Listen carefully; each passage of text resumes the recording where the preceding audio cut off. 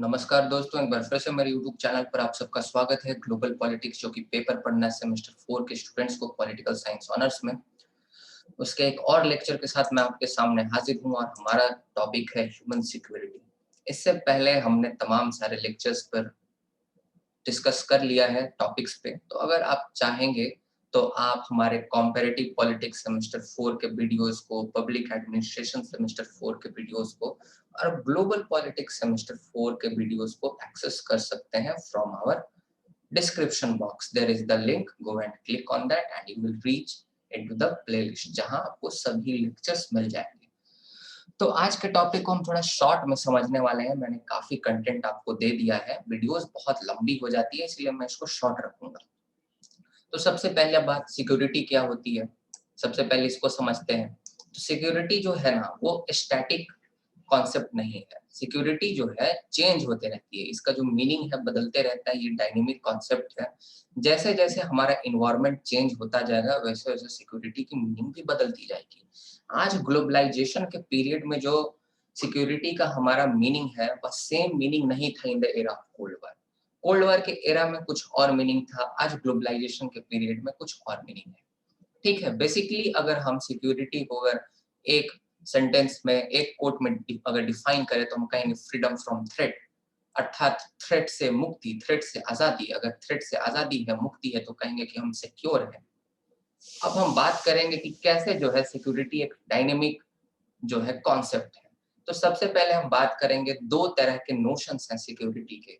ठीक है, दो तरह के विचार है। सबसे पहला है ट्रेडिशनल नोशन और दूसरा है नॉन ट्रेडिशनल नोशन। तो जो सिक्योरिटी का ट्रेडिशनल नोशन था, ये हिस्ट्री से कंटिन्यू करता हुआ आ रहा है, एंशिएंट टाइम से, और ये अभी एंड ऑफ कोल्ड वार तक, एंड ऑफ कोल्ड वार तक जो है ये कंटिन्यू किया, ये डोमिनेंट था। और अभी भी इनफैक्ट जो है ट्रेडिशनल नोशन ऑफ सिक्योरिटी जो है दैट इज कंटिन्यूइंग। मैं बात करूंगा कैसे। दूसरा है non traditional notion of security, और इसी non traditional notion of security में हम लोग ह्यूमन सिक्योरिटी की बात करते हैं। ट्रेडिशनल नोशन ऑफ सिक्योरिटी का फोकस है, अर्थात इसका केंद्र बिंदु है राज्यों की सुरक्षा, अर्थात जो राष्ट्र राज्य हैं उनकी सुरक्षा करना। राष्ट्र राज्यों की सुरक्षा से क्या मतलब है, अर्थात उसके संप्रभुता को, उसके अखंडता को और उसके स्वतंत्रता को कायम रखना। In other words, we are concerned about the security of nation state while we are talking about the traditional notion of security. We are concerned with the sovereignty, territorial integrity and independence of the nation state. This is the broader meaning of the traditional security, okay, or the traditional notion of security. तो national security से जो है हमारा मतलब है, जब हम traditional notion of security की बात करें तो ट्रेडिशनल नोशन ऑफ सिक्योरिटी जो है वह भी दो पार्ट्स में हम क्लासिफाई कर सकते हैं, इंटरनल और एक्सटर्नल। अब जो इंटरनल, जो आपका ट्रेडिशनल नोशन ऑफ सिक्योरिटी जो है, ट्रेडिशनल सिक्योरिटी का नोशन, ये आपका जो है थर्ड वर्ल्ड कंट्रीज में देखने को मिल रहा था, अभी भी देखने को मिलता है, मेनली थर्ड वर्ल्ड कंट्रीज में। थर्ड वर्ल्ड कंट्रीज में एक्सटर्नल और इंटरनल दोनों तरह के सिक्योरिटी थ्रेट्स देखने को मिलते हैं जो कि ट्रेडिशनल सिक्योरिटी से रिलेटेड है। दूसरी तरफ जो एक्सटर्नल थ्रेट्स हैं वह सिर्फ डेवलप्ड कंट्री में देखने को मिलते हैं। तो एक्सटर्नल पहले नोशन क्या है ट्रेडिशनल नोशन ऑफ सिक्योरिटी का, उसको समझते हैं। तो जो एक्सटर्नल पर्सपेक्टिव है ट्रेडिशनल सिक्योरिटी का, उसके हिसाब से जो थ्रेट है, जो संकट है, वह हमें दूसरे राज्यों से आता है। मिलिट्री थ्रेट जो होता है मेनली, कि दूसरे जो राज्य हैं हम पे हमला कर देंगे, हमारा सोवेरेनिटी, टेरिटोरियल इंटीग्रिटी, इंडिपेंडेंस समाप्त हो जाएगा, तो ये एक्सटर्नल थ्रेट है। तो इस तरह का एक्सटर्नल थ्रेट तो डेवलपिंग कंट्रीज और डेवलप्ड कंट्री दोनों में ही देखने को आज भी मिलता है और उस समय भी देखने को मिलता था, क्योंकि कोल्ड वार के टाइम पीरियड में ये जो एक्सटर्नल जो थ्रेट था आपका ट्रेडिशनल नोशन ऑफ सिक्योरिटी का, ये तो था ही। यूएसए को डर लगता था कि यूएसएसआर कहीं हमला ना कर दे, यूएसएसआर से हमें मिलिट्री थ्रेट है, एंड वाइस वर्सा, और यूएसएसआर भी इसी तरह से सोचा करता था। लेकिन यहाँ पे इंटरनल थ्रेट नहीं थे डेवलप्ड कंट्री में। इंटरनल थ्रेट का क्या मतलब होता है? इंटरनल थ्रेट का मतलब होता है कि आप ही के लोग जो हैं वह कंट्री के सोवेरेनिटी, टेरिटोरियल इंटीग्रिटी और इंडिपेंडेंस पर एक क्वेश्चन मार्क एक प्रश्न चिन्ह लगा दे रहे हैं। वह कैसे?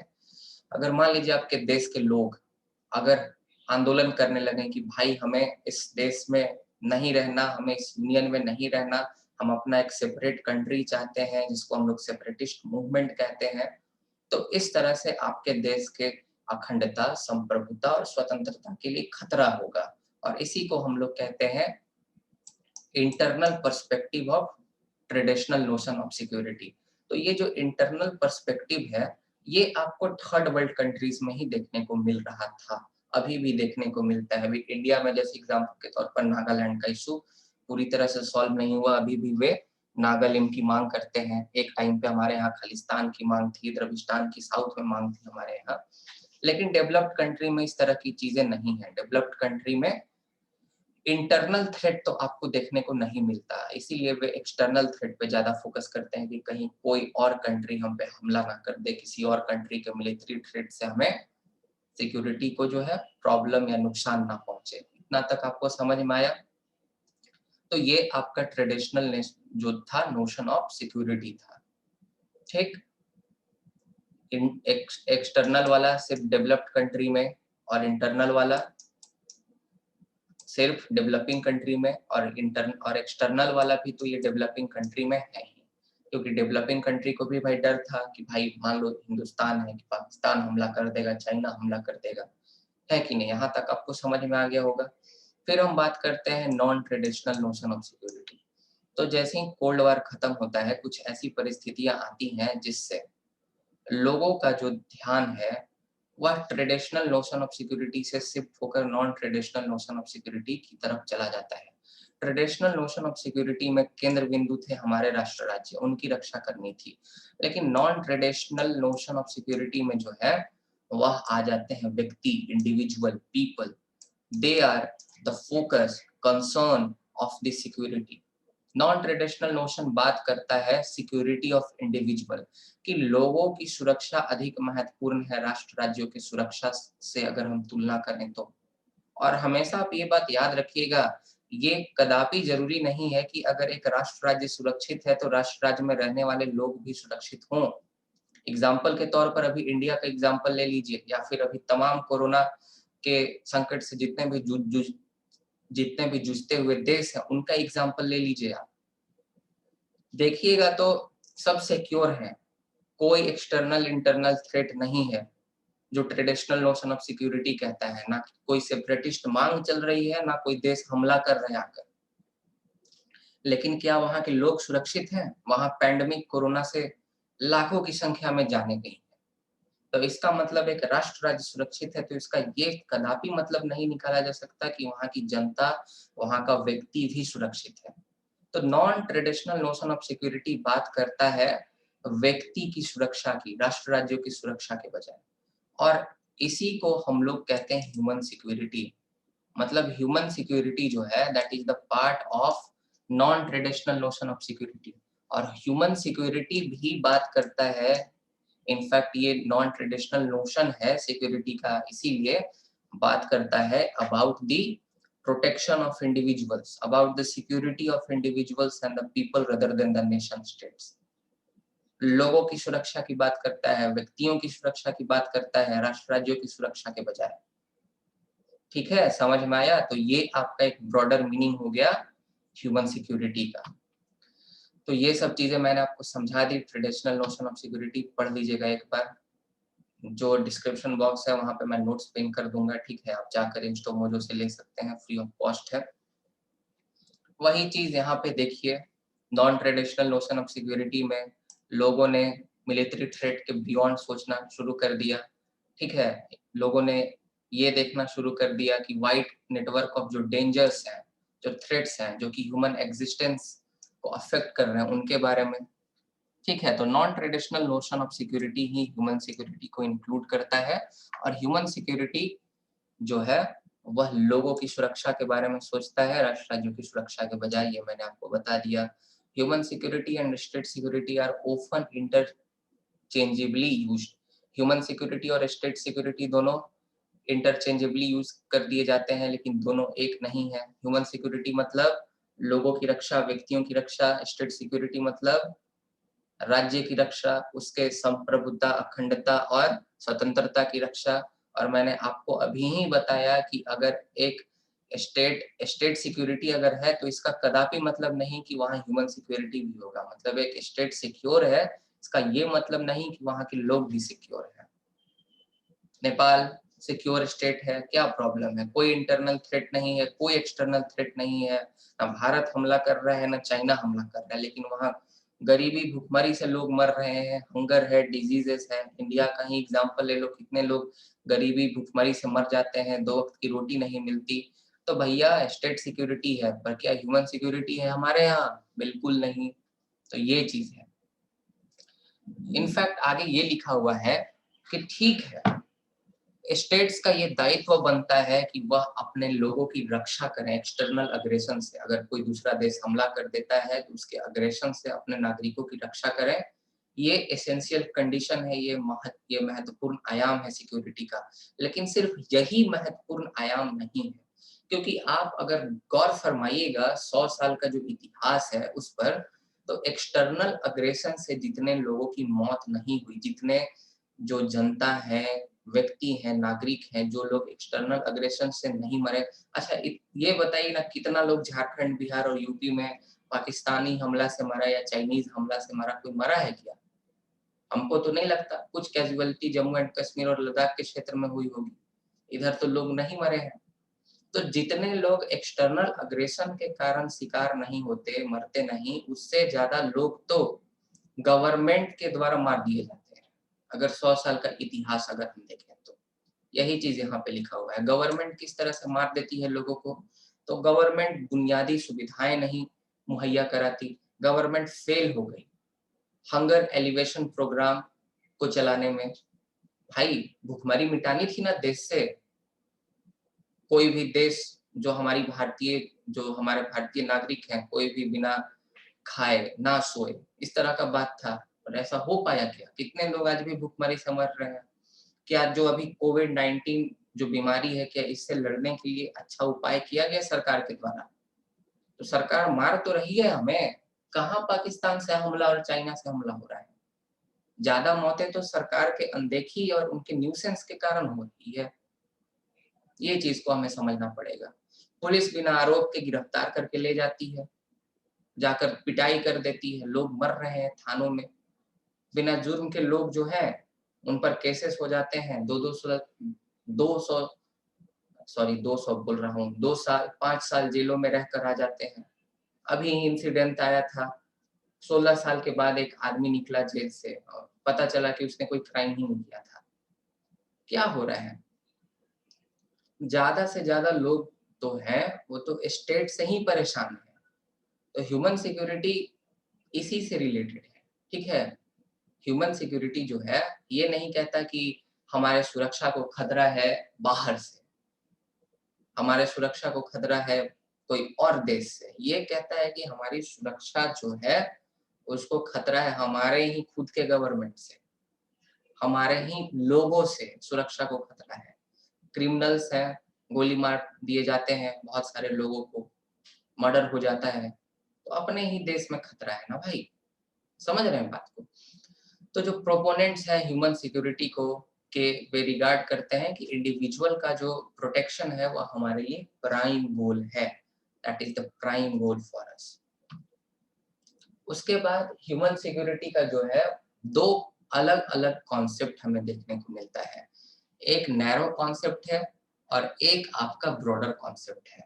तो नैरो कॉन्सेप्ट कहता है कि दोनों तो एक बात पे जरूर सहमति जताएंगे, दोनों कहेंगे कि भैया security is all about securing the people, protecting the people and individual. दोनों यही बात कहेंगे कि सुरक्षा का मतलब मानव सुरक्षा है, सुरक्षा का मतलब लोगों की रक्षा, व्यक्तियों की रक्षा, नागरिकों की रक्षा है, ना कि राष्ट्र राज्यों की रक्षा है।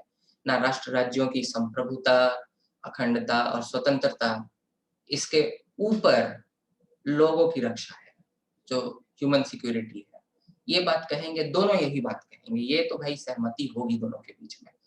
पर दोनों कुछ अलग अलग भी अपने विचार प्रकट करेंगे। जो नैरो कॉन्सेप्ट है ये कहेगा कि ह्यूमन सिक्योरिटी का मतलब है कि जो वायलेंट थ्रेट है इंडिविजुअल पर, माने जो हिंसात्मक जो संकट है उनसे लोगों को प्रोटेक्ट करना, बचाना। हिंसात्मक संकट उस देश के लोगों से आ सकता है, क्रिमिनल्स से आ सकता है, माओइस्ट से आ सकता है, रॉइट्स हो सकते हैं, जीनोसाइड हो सकता है। रॉइट्स जानते हैं ना, दंगे दंगे हो सकते हैं। तो ये सब इंटरनल वायलेंस से प्रोटेक्ट करना अपने कम्युनिटी को, इंडिविजुअल को। और इसके प्रोपोनेंट हैं आपके कोफी अन्नान। कोफी अन्नान का आपने नाम सुना होगा, यूएन सेक्रेटरी जनरल रह चुके हैं, ठीक है। तो उनका यही मानना है। लेकिन दूसरा है ब्रॉडर कॉन्सेप्ट। ब्रॉडर कॉन्सेप्ट ये कहता है कि सुनो भाई, आप क्या कह रहे हो? आप कह रहे हो कि व्यक्तियों की रक्षा करनी है, that is the main M of security. Human security का मतलब ही है व्यक्ति केंद्र में है, व्यक्ति की सुरक्षा केंद्र में है। तो आप जरा ध्यान दो, आप कह रहे हो कि सिर्फ इंटरनल वायलेंस से लोगों को बचाना है। आप बताओ कितने लोग साल भर में मर्डर से मरते हैं, जेनोसाइड से अर्थात दंगे से मरते हैं, या आतंकवादी गतिविधियों से मरते हैं, कितने लोग? तो मान लीजिए एक्स लोग मरते होंगे, तो ये कहते हैं कि बस एक्स लोग। दूसरी तरफ तुम ध्यान दो ना, भुखमरी से, बीमारी से, प्राकृतिक आपदाओं से कितने लोग मरते हैं। तो शायद आप भी बिलीव कीजिएगा कि कम से कम 10x लोग तो मरते ही होंगे, 10 गुना लोग मरते होंगे जितने लोग जेनोसाइड, टेररिज्म, वार और होमोसाइड से मरते हैं। होमोसाइड मैंने मर्डर से। समझ रहे हैं बात को? तो ये कहते हैं कि हम लोगों को इवन ये जो ब्रॉडर स्कूल है ह्यूमन सिक्योरिटी का, कहता है हम लोगों को इवन जो थ्रेट्स हैं, हंगर, डिजीज, नेचुरल क्लाइमेटी, इन लोगों को भी इंक्लूड करना चाहिए ह्यूमन सिक्योरिटी में। इन लोगों से भी व्यक्तियों की रक्षा करना चाहिए। उनके पास एडिक्वेट भोजन हो, एडिक्वेट हेल्थ हो, उनके पास ऐसी हेल्थ केयर फैसिलिटीज पहुंचाई जाए, नेचुरल क्लाइमेटी से उनको बचाया जाए, ऐसा प्रोग्राम बनाया जाए। नहीं तो बिहार में हर एक वर्ष बाढ़ आते रहता है। समझ रहे हैं बात को? असम हर एक वर्ष डूबते रहता है, लोगों की जानें जाती हैं। समझ रहे हैं? साइक्लोन आता है। तो ये सब चीजें हैं। तो यही कहता है जो आपका ब्रॉडर कॉन्सेप्ट है कि ठीक है, इंटरनल वायलेंस से तो लोगों की सुरक्षा करनी ही चाहिए, प्लस में हंगर, डिजीज, नेचुरल क्लाइमेटीज, इन सब से भी लोगों की सुरक्षा करनी चाहिए। मतलब ब्रॉडर सेंस में अगर देखें तो फ्रीडम फ्रॉम वांट और फ्रीडम फ्रॉम फियर, ये दोनों को इंक्लूड करता है जो ब्रॉडर कॉन्सेप्ट है। फ्रीडम फ्रॉम फियर तो ये भी इंक्लूड कर रहा था internal violence. Freedom from fear माने हमारे मन में कोई डर ना हो, डर से स्वतंत्रता। ठीक है, डर से स्वतंत्रता मतलब हम बाहर निकले तो हमको ये डर ना हो कि कोई हमको गोली मार दे या पुलिस मेरी पिटाई कर दे। समझ रहे हैं? तो यही इंटरनल वायलेंस की वे बात कर रहे थे, लोगों की सुरक्षा। आंतरिक जो हिंसा होता है उससे, या फिर हमको कोई कैद करके चाइल्ड लेबर ना कराने लगे, या फिर हमको कोई चाइल्ड सोल्जर के रूप में भर्ती ना कर ले, तमाम ये सब चीजें। तो मतलब डर से मुक्ति या आजादी। तो ये तो खैर नैरो कॉन्सेप्ट वाले भी कहते हैं, लेकिन ये नैरो कॉन्सेप्ट में एक ऐड हो जाता है क्या? फ्रीडम फ्रॉम वांट, जो कि देते हैं ये ब्रॉडर कॉन्सेप्ट वाले, ब्रॉडर स्कूल के जो चिंतक हैं, broader school of human security, जिसमें आपके अमर्त्य सेन आ जाएंगे। ये नाम याद रखिएगा, अमर्त्य सेन इसमें आते हैं। तो ये कहते हैं कि हमें सिर्फ फ्रीडम फ्रॉम फियर नहीं चाहिए, फ्रीडम फ्रॉम वांट भी चाहिए। मतलब हमारी जो जरूरतें हैं, हमारी जो चाह है, उससे भी स्वतंत्रता, हमारी जरूरतों से स्वतंत्रता। माने जरूरतों से स्वतंत्रता का मतलब हमारी जरूरत है भोजन, तो भाई भोजन मिलना चाहिए। मतलब भोजन का होना हमारी जरूरत से स्वतंत्रता है। हमारी जो जरूरत है वो हमारे पास है, मतलब हम स्वतंत्र हैं। बीमारी तो हमें बीमारी नहीं होनी चाहिए। तो ये पॉजिटिव सेंस में फ्रीडम की बात करता है। आपने पॉजिटिव और नेगेटिव फ्रीडम पढ़ा होगा, तो ये जो ब्रॉडर कॉन्सेप्ट है ये पॉजिटिव फ्रीडम पे ज्यादा एम्फसाइज करता है। ठीक है, पॉजिटिव लिबर्टी, आइजिया बर्लिन, सेमेस्टर 1 याद आ रहा होगा, सेमेस्टर 1-2 में पढ़ा होगा आपने। और दूसरा फ्रीडम फ्रॉम फियर, ये आपको समझ में आ गया। यही सब चीजें लिखी हुई है। फ्रीडम फ्रॉम फियर का मतलब है protecting people from violent conflict, violent conflict से लोगों को प्रोटेक्ट करना। बैन करना लैंड माइन्स को और चाइल्ड सोल्जर्स को, और फ्रीडम फ्रॉम वांट्स से हमारा मतलब है ह्यूमन सिक्योरिटी का ये ब्रॉडर नोशन है, और ये इन्वॉल्व करता है reduction of threat to the well being of people. ऐसे संकटों को दूर करना जिससे लोगों का जो भला है वह हो सके, जैसे गरीबी को समाप्त करना, बीमारियों को हटाना। समझ में आया? लेकिन जैसा कि मैंने आपको बताया, दोनों ही कॉन्सेप्ट, नैरोअर कॉन्सेप्ट और ब्रॉडर कॉन्सेप्ट वाले लोगों के बीच में आपको एक डिबेट देखने को मिलेगा, लेकिन एक ऐसा पॉइंट है जहां दोनों आकर सहमति जताते हैं कि human security is all about security of individual, कि मानव सुरक्षा तो व्यक्तियों के, लोगों के और नागरिकों के सुरक्षा के लिए ही है, वही होता है मानव सुरक्षा। मानव सुरक्षा राज्य की सुरक्षा नहीं होती, मानव सुरक्षा नेशनल सिक्योरिटी नहीं है, मानव सुरक्षा ह्यूमन सिक्योरिटी है। समझ में आया? मतलब ट्रेडिशनल नोशन से बाहर जाकर, स्टेट सोवेरेनिटी, इंडिपेंडेंस, टेरिटोरियल इंटीग्रिटी से बाहर जाकर। समझ रहे हैं बात को? अब सम अप करके हम डिफाइन करते हैं ह्यूमन सिक्योरिटी को। तो ह्यूमन सिक्योरिटी को डिफाइन कर सकते हैं, ह्यूमन सिक्योरिटी एक पर्सपेक्टिव है to look at international relation. International relation को देखने का एक पर्सपेक्टिव है, नजरिया है, not from the point of view of nation state. राष्ट्र राज्यों के पॉइंट ऑफ व्यू से नहीं देखना इंटरनेशनल रिलेशंस को, बल्कि किसके पॉइंट ऑफ व्यू से देखना? तो लोगों की सुरक्षा के पॉइंट ऑफ व्यू से देखना। अगर दूसरे शब्दों में बोले तो ह्यूमन सिक्योरिटी का मतलब होता है सेफ्टी ऑफ पीपल, अर्थात लोगों की रक्षा, both from the violent and non violent threat, दोनों वायलेंट थ्रेट और नॉन वायलेंट थ्रेट दोनों से। मुझे उम्मीद है कि बहुत अच्छे से आपको कॉन्सेप्ट समझ में आया होगा। उसके बाद जो ह्यूमन सिक्योरिटी का जो ओरिजिन है, ये हम देख सकते हैं जब पब्लिश हुआ था ह्यूमन डेवलपमेंट रिपोर्ट 1994 का, और इसे इशू किया था यूएनडीपी ने, यूनाइटेड नेशन डेवलपमेंट प्रोग्राम में 1994 में इसने किया था। और जो रिपोर्ट है, ये स्कोप जो है ह्यूमन सिक्योरिटी का, इसको बहुत ज्यादा इनलार्ज कर देती है। इनफैक्ट ये कहती है कि ह्यूमन सिक्योरिटी जो है वह 7 एरियाज को इंक्लूड करता है। सबसे पहला इकोनॉमिक सिक्योरिटी, अर्थात लोगों के पास रोजगार हो, लोगों के पास अच्छा खासा कुछ ऐसा पैसा है जिससे वह अपनी रोजी रोटी चला सकें।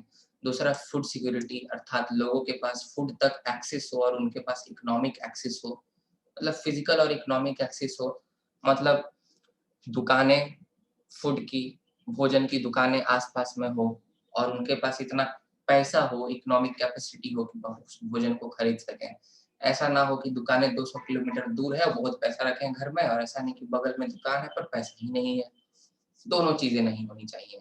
फिर health security, guaranteeing the minimum protection from disease and unhealthy lifestyle. फिर उसके बाद इन्वायरमेंटल सिक्योरिटी, मतलब जो लॉन्ग टर्म और शॉर्ट टर्म जो आपके इफेक्ट्स हैं नेचर का, और जो नेचुरल इन्वायरमेंट का जो डिटोरिएशन हो रहा है उससे लोगों को प्रोटेक्ट करना, इंडिविजुअल को प्रोटेक्ट करना।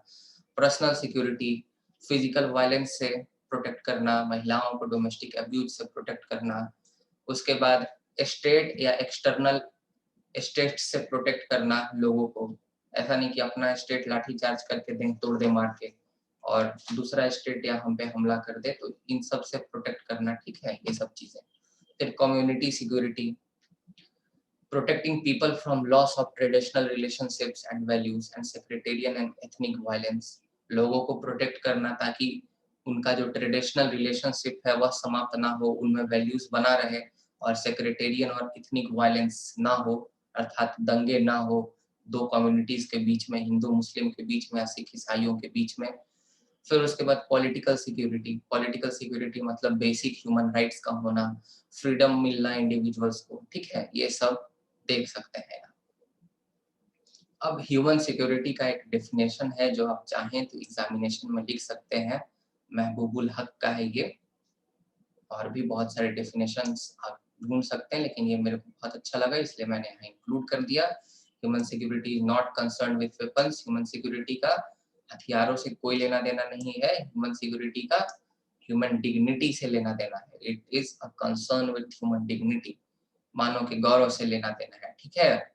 इन last analysis, it is the child who did not die, a disease that could not spread, an ethnic tension that did not explode, and dissident who was not silent, a human spirit that was not crushed। तो ये तो आप समझ सकते हैं, मतलब कोई बच्चा भूखा ना मरे, ठीक है, या कोई बच्चा ना मरे, कोई बीमारी ना फैले, ये सब चीजें हैं। इथनिक टेंशन जो है एक्सप्लोड ना हो, तो ये सब कंसर्न है एक तरह से ह्यूमन सिक्योरिटी का। A factor responsible for the notion of human security।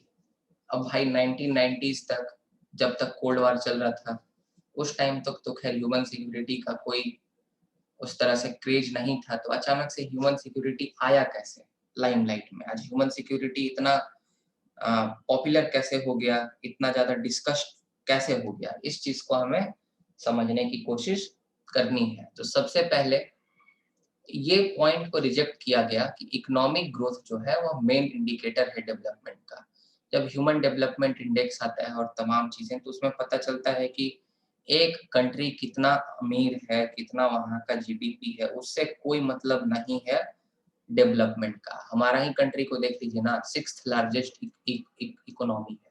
कितना? तो 6th लार्जेस्ट इकोनॉमी। गरीबी कितना है? अगर इकोनॉमिक ग्रोथ से मापिएगा तो हम लोग तो काफी डेवलप्ड हो गए, लेकिन क्या यहाँ के लोगों को सिक्योरिटी है? हंगर से सिक्योरिटी है, डिजीज से सिक्योरिटी है, नेचुरल क्लैमिटीज से सिक्योरिटी है? तो ये पॉइंट को रिजेक्ट किया गया कि इकोनॉमिक ग्रोथ इंडिकेटर होता है डेवलपमेंट का, ठीक है। और ह्यूमन डेवलपमेंट का नोशन आया, ठीक है। और ये ह्यूमन डेवलपमेंट के नोशन के साथ साथ ह्यूमन सिक्योरिटी का ग्रोथ आपको देखने को मिलता है। फिर बहुत सारे इंटरनल कॉन्फ्लिक्ट्स आपको देखने को मिलते हैं 1990s में। जैसे आपका इस तिमोर में इंडोनेशियन आर्मी जो है 1990s में जाके जेनोसाइड करती है। फिर उसके बाद इराक जो है कुवैत में घुस जाता है, एयरलिफ्ट फिल्म आपने देखा होगा। फिर इजरायली एक्शन जो पैलेस्टीन में लेते हैं, गाजा पट्टी के साइड में, उस साइड में आपने इसके बारे में सुना होगा। फिर रवांडा में जो आपका जेनोसाइड होता है उसके बारे में सुना होगा। तो ये 1990 के दशक में इतनी सारी जो घटनाएं हुई इंटरनल कॉन्फ्लिक्ट्स की, आप सब लिख लीजिएगा जो मैंने बोला है। अगर नहीं सुना तो रिवाइंड करके एक बार देख लीजिए।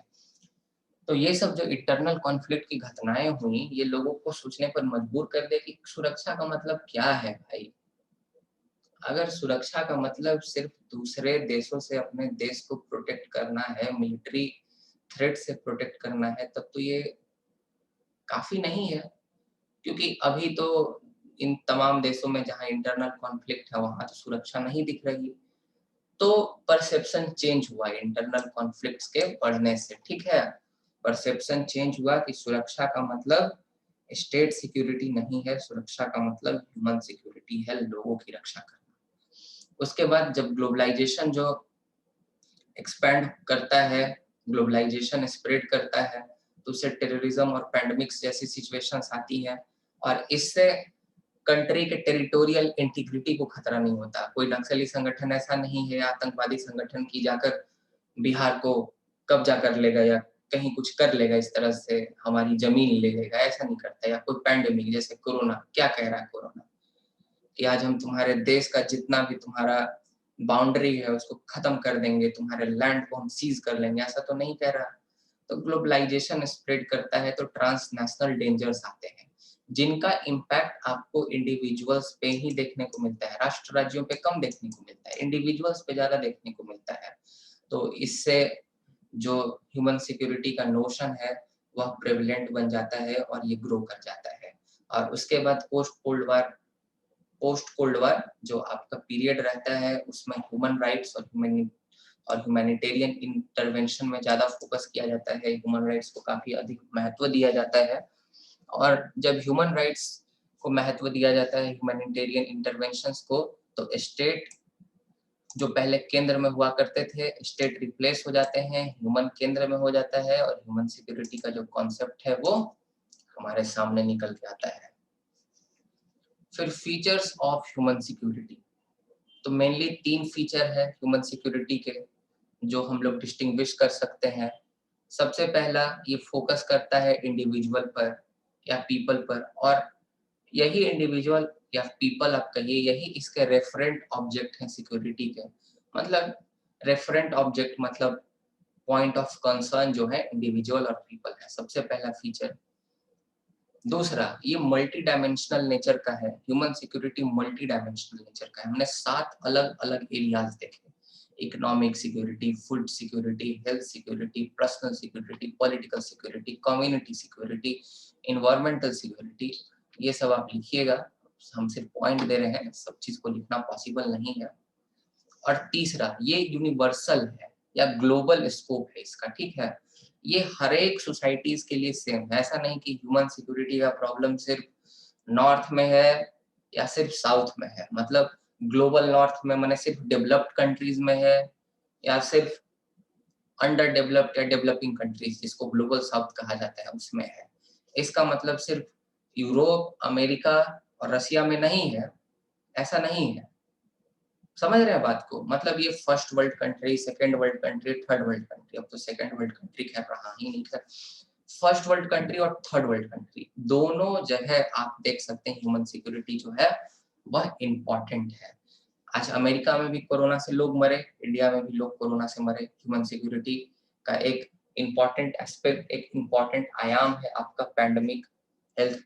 जो पैंडेमिक्स हैं दोनों से लोग मरे। टेररिज्म से अमेरिका को भी खतरा हुआ, इंडिया को भी खतरा हुआ। तो ह्यूमन सिक्योरिटी का जो आपका एप्लीकेशन है ये आपका नॉर्थ और साउथ दोनों सोसाइटीज में देखने को मिलते हैं, अर्थात ग्लोबल नॉर्थ जहां डेवलप्ड कंट्रीज है और ग्लोबल साउथ जहां डेवलपिंग और अंडर डेवलप्ड कंट्रीज है, ठीक है। उसके बाद क्रिटिसिज्म क्या है? सबसे पहला क्रिटिसिज्म कि ह्यूमन सिक्योरिटी में इतने सारे एस्पेक्ट्स को इंक्लूड कर दिया गया है कि पॉलिसी मेकर्स के लिए काफी ज्यादा ब्रॉड हो जा रहा है। पॉलिसी मेकर्स को समझ नहीं आ रहा है कि हम किस चीज को टैकल करें, किस चीज को टैकल ना करें। मतलब आप देखिएगा तो इतना रिसोर्सेस भी नहीं है, इतना सारा चीज, इकोनॉमिक सिक्योरिटी मैं फिर से नहीं रिपीट करूंगा, इतने सारे डायमेंशंस को इंक्लूड कर दिया गया है।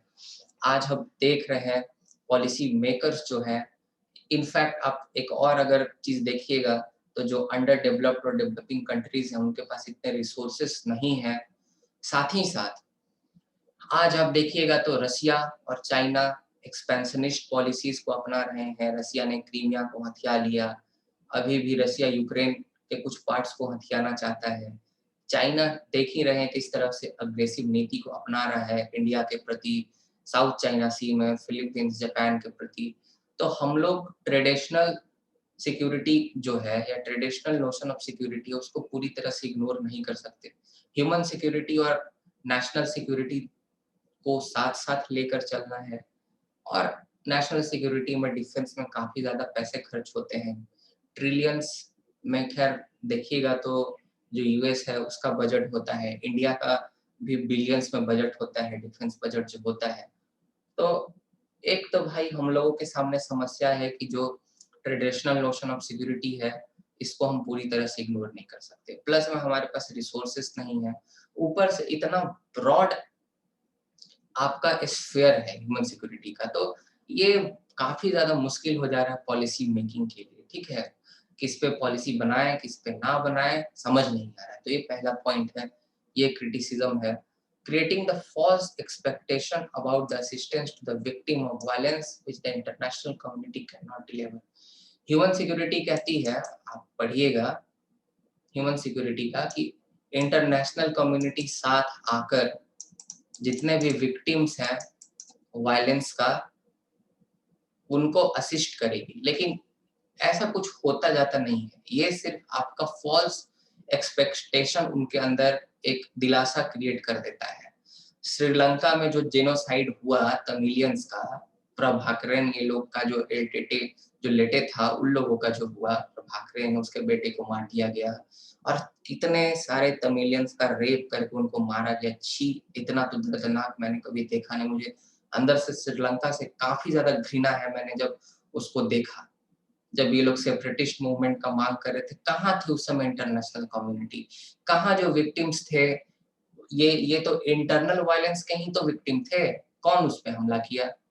श्रीलंकन गवर्नमेंट ने हमला किया ना। तो ह्यूमन सिक्योरिटी का एस्पेक्ट आ रहा था ना, ये कहाँ थे फिर बाकी सब?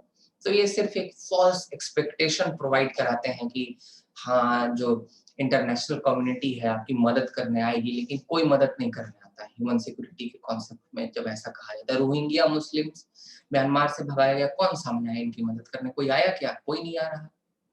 अभी म्यांमार में जो हो रहा है घटना, अभी म्यांमार में जो दिकूप हुआ है, मिलिट्री ने ओवरटेक कर लिया है, वहां कौन आ रहा है मदद करने? सिटीजन्स कोई नहीं आ रहा है ना भाई।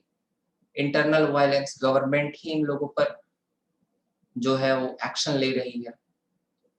तो ये चीजें हैं। तीसरा, इसने स्टेट के रोल को नेग्लेक्ट कर दिया है या कुछ हद तक दबा दिया है इन प्रोवाइडिंग द सिक्योरिटी। इसका मानना है कि स्टेट जो है वो अकेला काफी नहीं है ह्यूमन सिक्योरिटी को प्रोवाइड करने के लिए। एग्जाम्पल के तौर पर टेररिज्म से कोई अकेला स्टेट लड़ाई नहीं कर सकता। एग्जाम्पल के तौर पर पेंडेमिक कोरोना से कोई एक देश लड़ सकता था क्या? नहीं लड़ सकता था।